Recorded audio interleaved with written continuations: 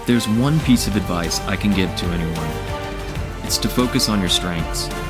Don't worry so much about your weaknesses. Humanity needs many different talents. Whatever it is you're good at or enjoy doing, develop and use it to improve your life and the lives of those around you. I sincerely hope that you're able to discover and develop your strengths and not get hung up on what you can't do. I believe we can all learn to live our lives without limits and to focus on the possibilities.